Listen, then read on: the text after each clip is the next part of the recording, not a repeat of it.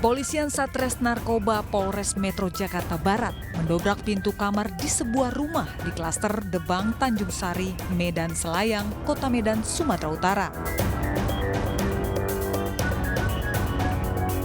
Kamar tersebut merupakan gudang penyimpanan. Dari dalam kamar, petugas mendapati barang bukti narkoba jenis sabu seberat 110 kg, senilai 198 miliar rupiah.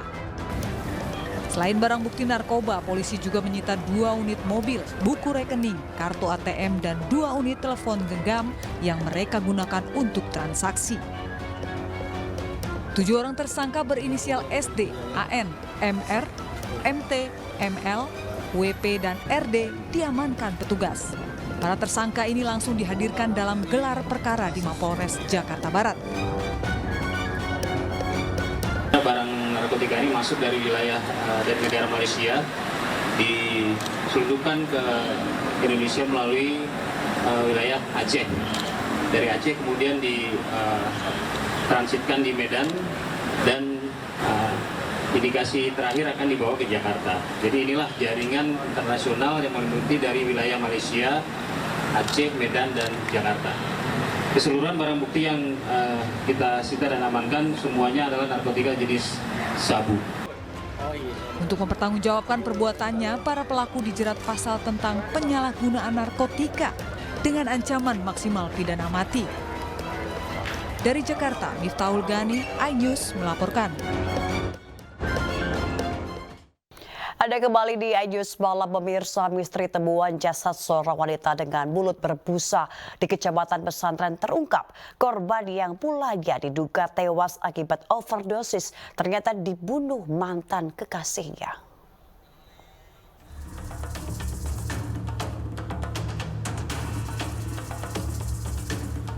FA, warga Kecamatan Wates, Kabupaten Kediri, Jawa Timur, digelandang petugas Satreskrim Polres Kediri Kota, Jawa Timur.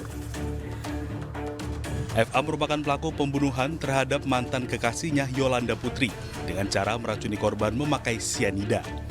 Bahkan diketahui pasca dibunuh, pelaku juga memperkosa korban serta membawa kabur uang dan handphone milik korban. Aksi tersebut terjadi pada Minggu 18 Februari 2024, namun jasad korban baru ditemukan Selasa 20 Februari 2024. Jadi berawal dari diajak minum, kemudian memang yang beli minum juga dari tersangka, kemudian termasuk sudah membawa racun potas itu. Kemudian dari korban sendiri mungkin membeli snack termasuk untuk acara tersebut. Nah, pada saat membeli snack itu pelaku melaksanakan aksinya memasukkan racun potas kepada minuman. Sementara itu, untuk motif pembunuhan dilatar belakangi persoalan asmara. Lantaran pelaku cemburu mantan kekasihnya telah memiliki pacar baru dan akan segera menikah.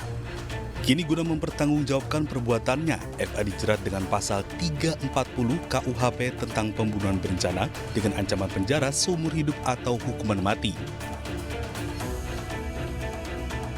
Diketahui sebelumnya, 20 Februari lalu, warga Kelurahan Pesantren, Kota Kediri digemparkan atas temuan mayat seorang gadis remaja di dalam sebuah kamar kos. Mulanya, sang gadis diduga tewas akibat overdosis lantaran saat ditemukan mulut korban mengeluarkan busa. Dari Kota Kediri, Jawa Timur, Afnan Subagio, iNews melaporkan. Polisi menetapkan Haryanto, terduga dukun santet di Ciputat, Tangerang Selatan sebagai tersangka kepemilikan senjata api. Selain senjata api, polisi juga menyita puluhan butir peluru serta 1 buah granat aktif.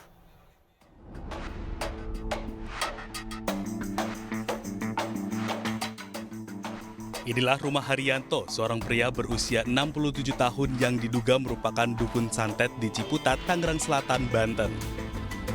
Rumah Haryanto digerebek pada Senin, 4 Maret lalu, usai mendapat informasi dari salah satu warga yang menemukan foto dirinya tertusuk jarum dalam salah satu ruangan di dalam rumah. Saat melakukan penggerebekan, warga juga menemukan sejumlah foto tetangga Haryanto, foto prajurit TNI, hingga pejabat Tangerang Selatan dalam kondisi yang sama. Tidak hanya itu, 2 pucuk senjata api, 1 buah granat, serta puluhan butir peluru juga ditemukan warga dalam rumah Haryanto. Usai penggerebekan oleh warga, tim Gegana Polda Metro Jaya melakukan penyisiran. Hasilnya, selain foto warga yang ditusuk jarum, polisi menemukan 2 senjata api jenis revolver dan defender, 2 buah magasin, 6 butir peluru revolver, 2 dus peluru kaliber 6,35 mm berisi 18 butir, 2 dus peluru kaliber 7 mm berisi 41 butir, 2 dus peluru kaliber 9 mm berisi 19 dan 25 butir, serta 1 buah granat nanas aktif. Jadi tindak pidana kedapatan memiliki atau menyimpan senjata api tanpa izin. Awal mula kejadian berdasarkan informasi dari warga atau masyarakat bahwa ada seseorang laki-laki yang diduga paranormal atau dukun. Dengan informasi tersebut, rumah terduga dukun digerebek oleh warga. Lalu piket Polsek Ciptim dipimpin oleh Pawas melaksanakan cek TKP. Kemudian di tempat kejadian berhasil diamankan seorang laki-laki dan barang bukti berupa 1 pucuk senjata api jenis revolver beserta beberapa butir peluru.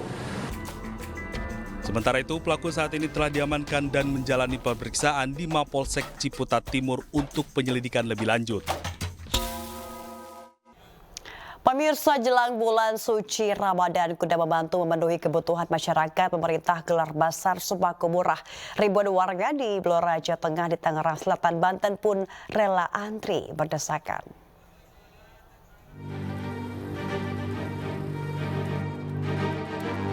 Ribuan warga rela antri berdesakan demi dapat membeli beras murah dari Bulog pada hari ini di Blok T, Blora, Jawa Tengah. Sebanyak 2.000 sak beras kemasan 5 kg, 1.164 liter minyak goreng, serta 15.000 kg gula pasir disediakan di sini. Selain itu dijual juga telur, bawang merah, dan bawang putih serta cabai.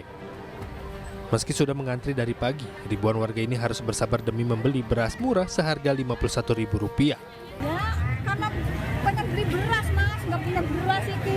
Oh, beras mahal apa gimana? Beras mahal. Berapa Bu kalau di pasar? 15.000 sekilo, Mas. Kalau di sini berapa? Oh, di sini ya, di sini 10.200 1 kilo. Diketahui, Dinas Ketahanan Pangan dan Pertanian Blora, Jawa Tengah menggelar gerakan pangan murah jelang Ramadan guna menstabilkan harga beras.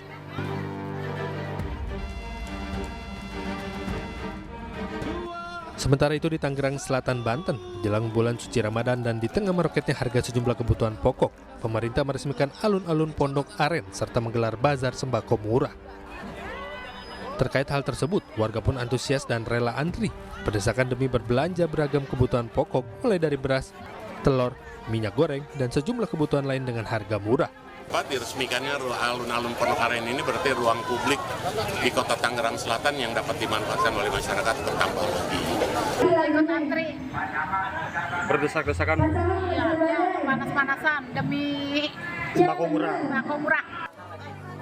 Warga pun berharap bantuan pemerintah supaya harga kebutuhan pokok dapat segera stabil. Dari tim liputan News melaporkan.